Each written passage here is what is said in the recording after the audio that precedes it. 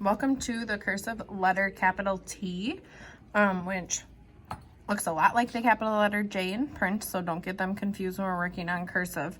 Something I want to note is that it does not connect to other letters, so we'll pick up our pen or our pencil before we write our next letter when we get down below to our sentences. Just something to keep in mind. For the capital letter T, you will start up here, right up at the top by the line. Then you make it just like a capital J in print, just making sure that you're sticking to that diagonal point right here. So you go like this and make that little boat like we did with the capital letter I. So it's like a J into a little boat here is how you start.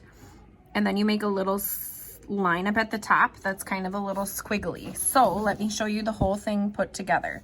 And I'm gonna draw myself a little dotted line here to make sure I follow it. So I start here, just a little bit below that top line, and make my little boat, and then my squiggly line like that. So again, at that angle, I make my line down, I go over, make my boat, make my little line down. Now before you get started, let me show you some mistakes you want to make sure that you're avoiding. On this one, that little boat happened, but it happened way up here at the dotted line. Down here, where it should be, is about halfway between the bottom and the dotted line. So it should be about right there. It also didn't really go over as far as it should have, like that. The next one is right here. All that they did was they went like this and just made a little loop. It should be kind of, it's more like it's a straight line that just gets a little wavy is really all that you're doing. This one went the opposite direction. So it should be going like this and then your squiggly line. Now you'll notice that on these, you're almost starting just below that top line, and you can do that when you're doing yours below too. But what I want you to do is go up now that you know these things to make sure you're not doing. Do your first, just do your first 3 because this one's kind of tricky. Just to make sure that you have it correct, and then show your teacher to check. Once they tell you you're okay, you can finish this section. So you can pause the video, do that part, and then I will show you your sentences down below.